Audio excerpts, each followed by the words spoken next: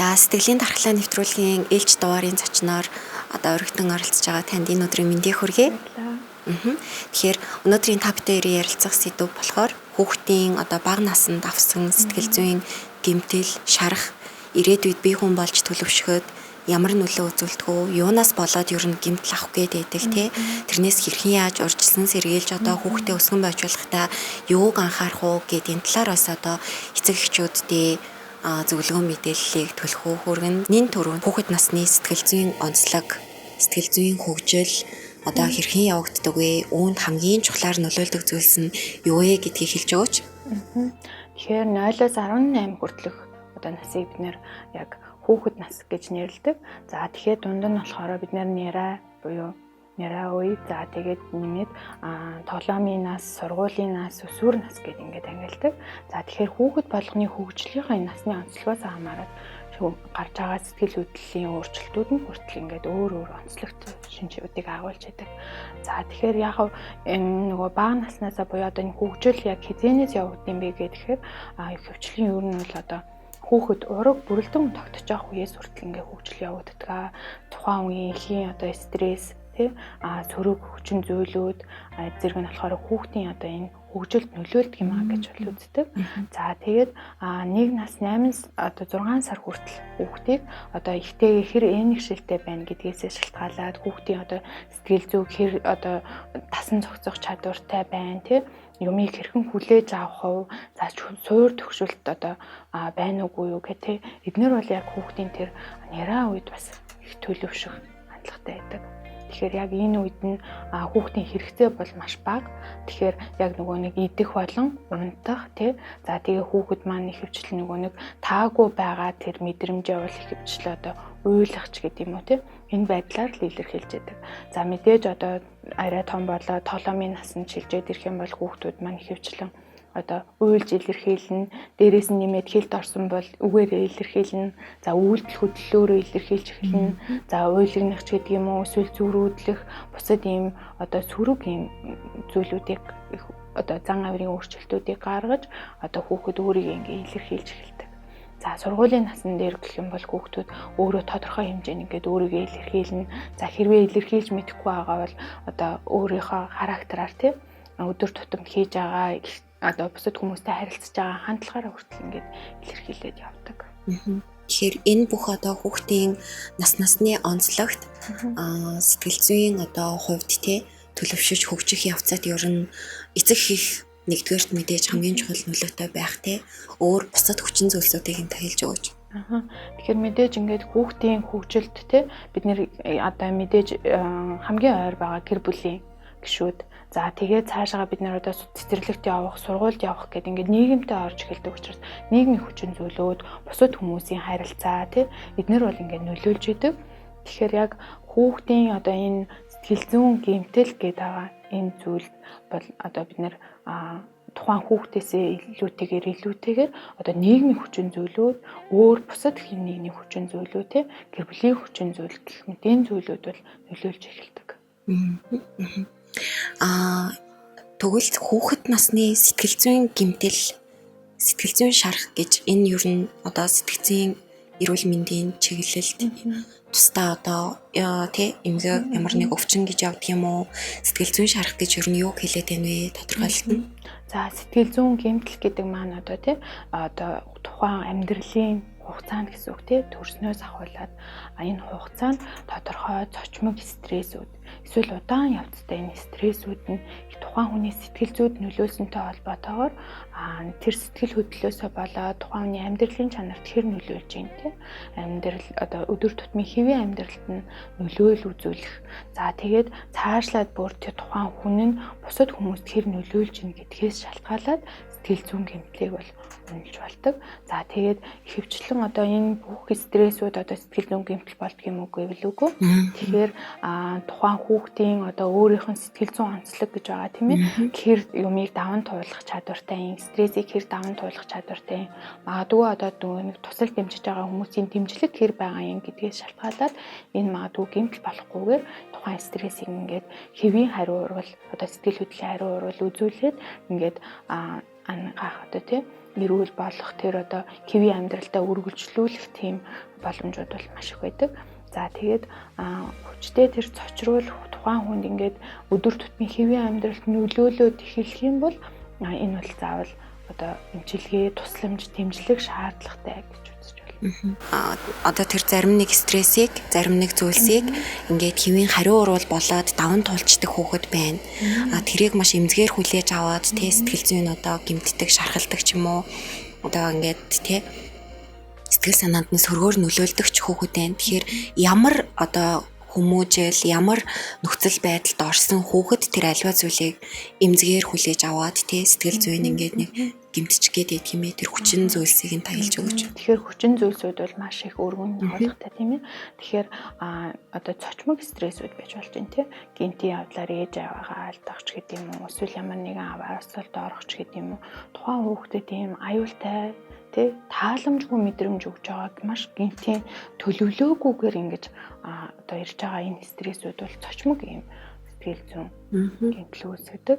Харин удаан одоо гэр бүлийн үл хайхрах хүчирхийлэлд өртөх, эсвэл биеийн хүчирхийлэлд өртөх, маш удаан хугацааны бэлгийн хүчирхийлэлч гэдэг юм уу тий.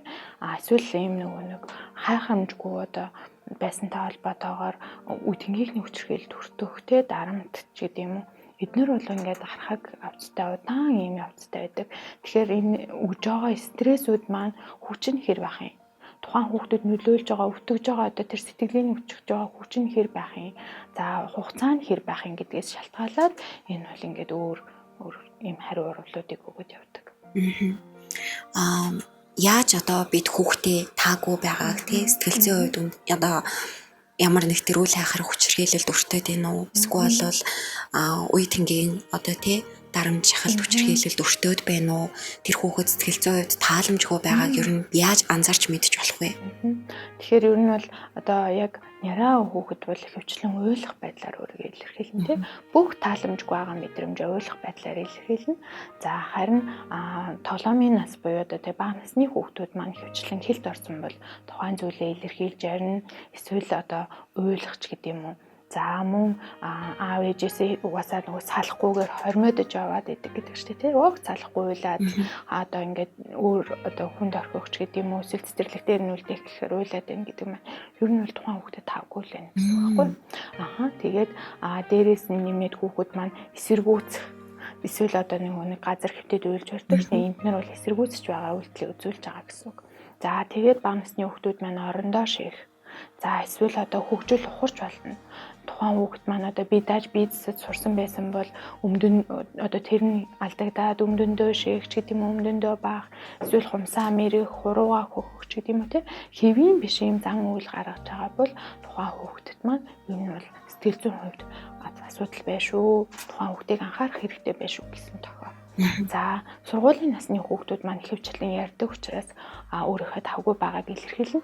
Илэрхийлэхдээ яаж илэрхийлэх вэ гэхээр нөгөө нэг үгэнд орохгүй ч гэдэг юм тийм. Одоо хүмүүс үгэнд орохгүй буруу ашлаад байна гэж хэлдэг тийм. Тааламжгүй байгаа илэрхийлж байгаа байдал нь бол тэгж илэрнэ. За мэдээж бас одоо хичээл номондоо явах дурггүй болох, сурлага хоцрогдох, анхаарал төвлөрөлт муутай болох ч гэдэг юм уу тийм. Ийм шинжүүдийг гараад одоо өөрийгөө илэрхийлээд байдаг.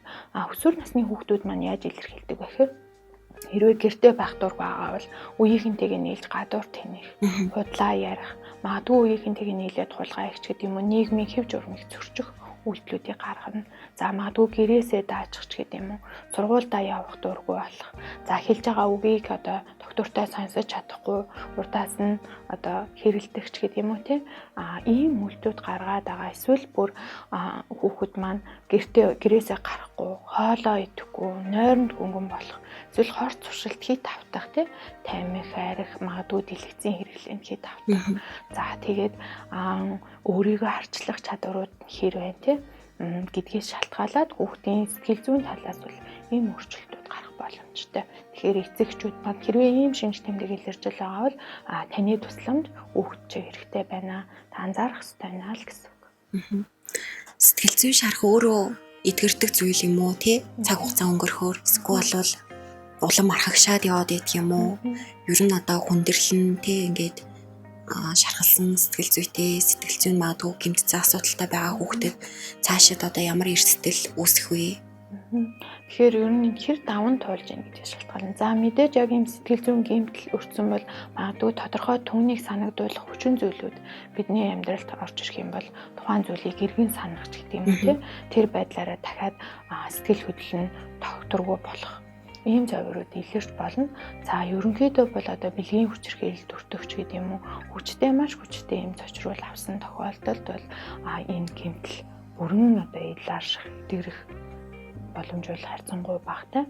За тэгээд яг мэдээж тэрийг ингээд харьцангуй хэр сайн даван туулаад өөрөө хэвийн цаашаа хэр амьдарч ийн гэдгээс их шалтгаална л да.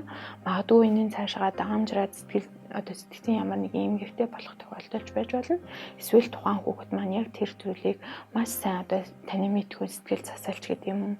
Одоо бага насны хүүхэд бол тоглоомын сэтгэл засал гэр бүлийн гэр дэмжлэг авсан бэ гэдгээс шалтгаалаад за тухайн бүр сэдрэхгүй байх юм бол ингээ хэвийн амьдраад явах бас боломж бол байгаа. Бага наснд бол ингээд түрүүний таны хэлсэн шинж тэмдгүүдээр ойлгоод бас ингээд эцэг их нь өөрөө хүүхдээ илүүтэй ингээд тий удирдан одоо жолоодох нас нь учраас ингээд арга хэмжээг бий авч болох юм шиг санагдаж байна.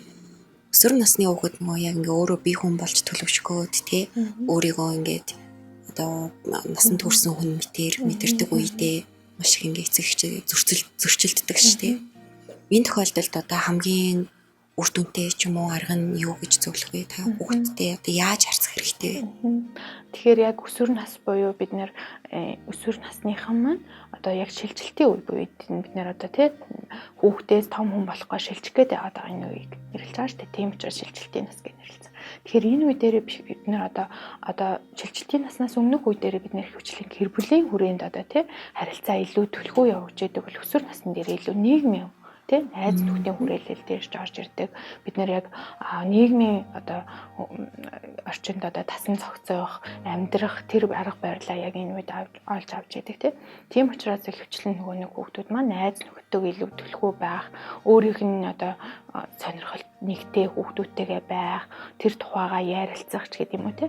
Магадгүй бид нэр өөрийнх нь нөгөө нэг сонирхож байгаа зүйлийг том хүмүүс ойлгохгүй учраас нөгөө нэг сонирхол нь өөр болоод ирэнгүүт гэр бүлийн хүрээ ингээд жоохон хумигдах талтай байдаг.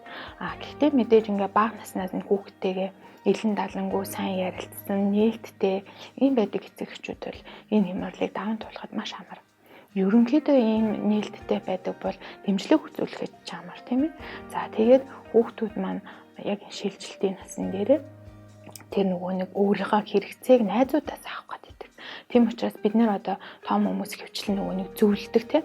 Эсвэл шууд шийдвэр гаргаж хэлдэг тийм. Энийг ингэж хий, тэрийг тэгж хий, энэ нь зөв, энэ нь буруу гэдгийг ингээд шууд тулгах байдлаар ингээд харьцаад идэг тийм. Тэгэхээр яг хүүхдүүд маань өөрөө тэрийг шүүлтүүртэй хандаа тийм. Сонголт хийгээ сурцсан. Хүүхдүүд бол маш багаас 2 наснаас эхлээд сонголт хийгээд эхэлж сурсан байдаг. Тэгэхээр энэ насн дээр жайлуудын сонголт хийгээд сурсан, шийдвэр гаргах боломжтой тодорхой зүйлүүдтэй тийм ээ. Тэгэхээр би даах юм шиг энэ үе дээр бид нэр зөвлөөд ингээд чи юм байна, тийм байна гэж залаад ах нь өөрөө яг тийм оновчтой биш. Тэгэхээр яг өөрийнх нь санааг сонсох нь хамгийн оновчтой. Юу илэрхийлэх байгааг нь сонсно. Юу хийхин сонсно. Магадгүй юм нэг төлөвлөсөн бол тэрийг нь сонсно. Үнэхээр тэрийг дэмжих боломжтой бол дэмжиж өгүүлсэн. За мэдээж үнэхээр ямар нэгэн байдлаар нийгмийн хэв журмыг зөрчсөн ч гэдэг юм уу те буруу зүйл байх юм бол тэр буруу гэдгийг тодорхой хэлж өгөх хэрэгтэй. Яагаад буруу гэдгийг тодорхой хэлж өгөөгүй учраас хүүхдүүд хөвчлэн энийг хориглолоо гэх юм бол магадгүй тэр хориглосон зүйл илүү татагддаг. Тийм учраас яг тэр хориглож байгаа зүйлээ тодорхой хэлж өгнө, дэмжих шаардлагатай зүйл байл. Дэмжих, ярилцах, сонсох хамгийн зөв арга. Сэтгэл зүйн шарахтай байгаад тэр нь магадгүй хар бараанд дурсамж болж үлдээд нас биеинд хүрсэн хойно харилцаа тий ер нь ингээд амьдралын хэм маяг бие хүн болж төлөвшөх тэр одоо зүйлс энэ хүүхэд насны травма хэрхэн нөлөөлдөг вэ? Тодорхой хэмжээнд бас нөлөө үзүүлнэ.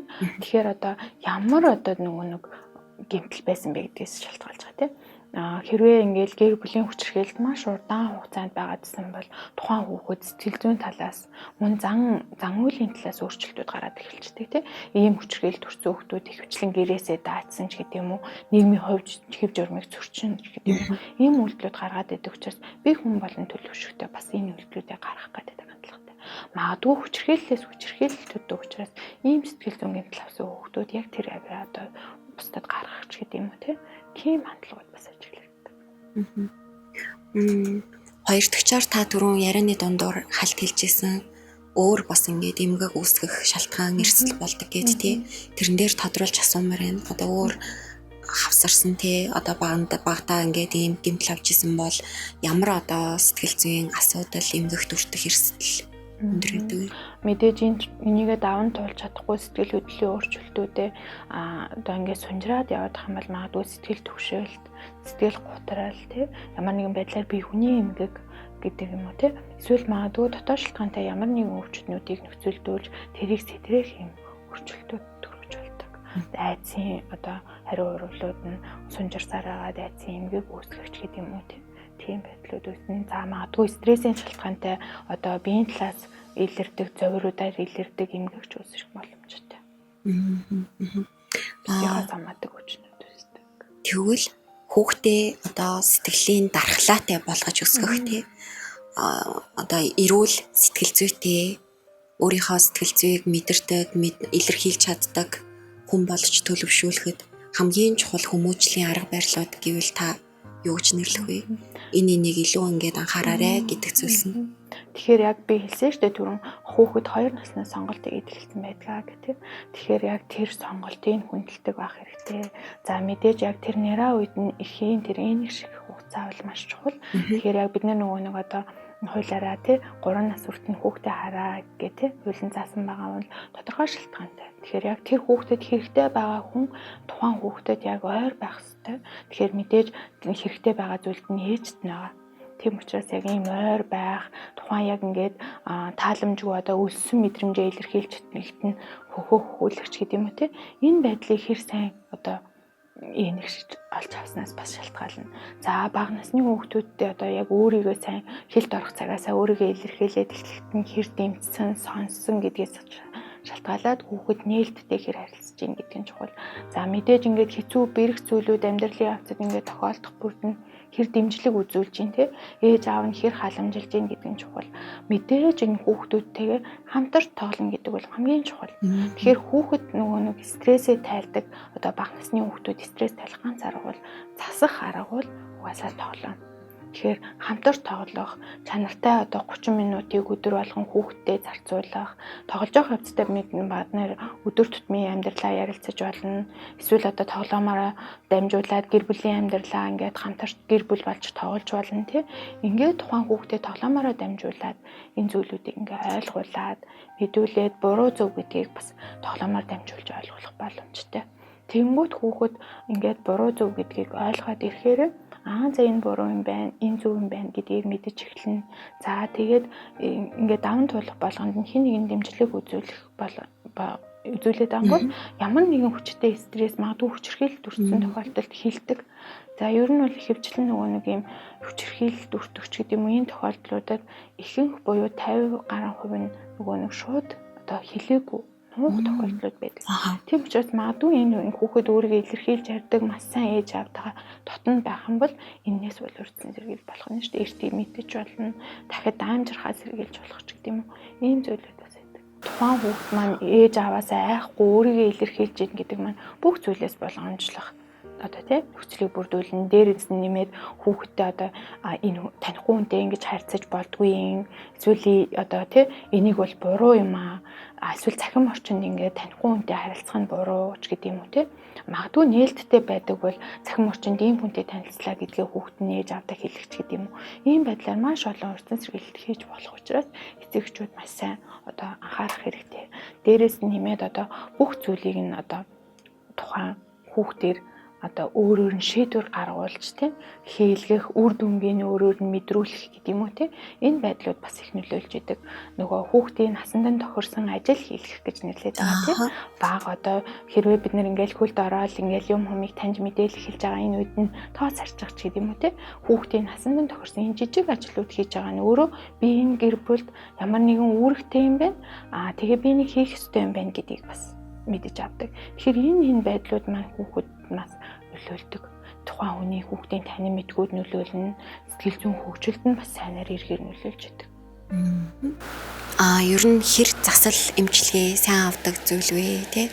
Ямар тохиолдолд одоо зайлшгүй те мэрэгжлийн эмчийн одоо эмчилгээ заавар зөвлөмж шаардлагатай ямар тохиолдолд өөрийн ч юм уу эцэг эхийн те одоо дотны хүмүүсийнхаа тусламж дэмжлэгтэйгээр тэрийг даван туулах боломжтой байдаг вэ? Тэгэхээр яг нөгөө стресс ингээд нөлөөлөөд хүүхдэд бань одоо өөрийн хүчээрээ тэрийг даван туулах тохиолдол бас байж болно тийм ээ. Одоо тэрийг шийдвэрлээд урт хугацаа одоо 6 сарын дотор тухайн асуудал нь шийдэгдээд ирэх юм бол энэ бол хэвийн хариу уруулаар тухайн асуудлыг шийдэж байна гэж үзнэ.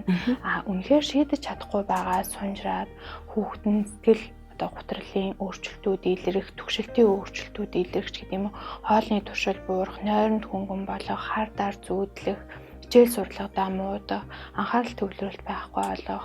За тэгээ дээрээс нэмээд зан үйлийн өөрчлөлтүүд гарч эхлэх юм бол тухайн хүүхдэд маань зайлшгүй мэрэгжлийн одоо хүний тусламж хэрэгтэй байна гэсэн үг. Тэгэхээр магадгүй бид нэр өөрсдөө ингээд тусалж чадахгүй байх юм бол мэрэгжлийн хүнээс заавал тусламж авах.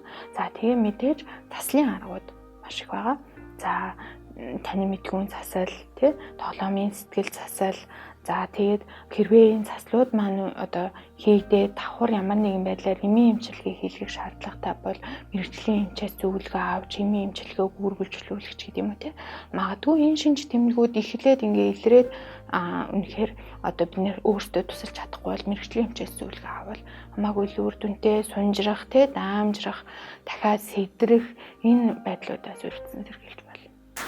Ер нь одоо сэтгцэн эрүүл мэндийн үндэсний төвийн хүүхдийн клиникийн тусагт те ямар одоо асуудлаар хүүхдүүд илүү их хандж байна. Ийм сэтгэл зүйн шарахтай те тохиолдлууд жишээлбэл ямар байдал илүүтэй ажиглагдж байна. Тэгэхээр манайх бол 0 одоо тий 2-оос 18 хүртэлх насны хүүхдүүдэд үйлчилдэг. За амбулаторийн нөхцөлдөл хөвчлэн бага насны хүүхдүүд за өсвөр насныхаа илүү түлхүү ханддаг. За тэгээ бид нэр энэ амбулаторийн үйлчилгээ хийж явах хавцтай энэ хүүхд маань хэвтэн эмчилүүлэх шаардлагатай юм байна. Урт хугацааны эмчилгээ шаардлагатай юм байна гэсэн тохиолдлуудаа хэвтэн эмчилүүлдэг. За манай засагт бол бас ийм нөгөө стрессийн шалтгаантай одоо цөлтлийн хам шинж илэрсэн тохиолдолд бас хэвтэн эмчилүүлнэ. За өвчрхээлд өртсөн тохиолдолд бас хэвтэн эмчилүүлнэ. За дээрээс нь нэмээд зан үйлийн өөрчлөлтүүд илэрж байгаа. Тэгээд дэлгэцийн хэтрүүлэн хэрэглээ. За магадгүй өөр бодисуудын хамааралтай орох. За тэгээд зан үйлээсээ болоод тодорхой хэмжээний нийгмийн хэв журмыг зөрчөөд байгаа. Энэ тохиолдлуудад бас хэвтэн эмчилүүлдэг. За мөн магадгүй суур одоо сэтгцийн эмгэгтэй тохиолдлууд бас за тэгээд амбулаторийн нөхцөл гэх юм бол яг хүүхдийн хөгжлийн хоцрогдлууд маш их ирдэг. За дээрээс нь нэмээд өсвөр насны асуудлууд за тэгээд сургуулийн одоо нэг суралцсан бэрхшээлүүд бас их ирдэг. За тэгээд бид нэр эндээсээ шүүж агаад тодорхой хэвтэх заалттай хүүхдүүдэд аваад өгнө бол хэвтүүлдэг. За тэгэхээр хүүхэд насны сэтгэл зүйн гэмтэл юунаас болж үүсдэг бас одоо тий хүмүүжлэлээр эцэг эхчүүд асран халамжлагчд маань юун дээр анхаарах уу ирээдүйд бас сэтгэлийн дархлаатай хүүхдийг өсгөн бойжуулахад юу илүү чухал юм бэ? За бас магадгүй ийм асуудалтай тулгарч исэн бол хэрхэн яаж даван туулах вэ гэдэг талаараас нэвтрүүлгийн хугацаанд манай үзэг сонсогчдод зөвлөгөө мэдээлэл хүргэсэн танд баярлалаа.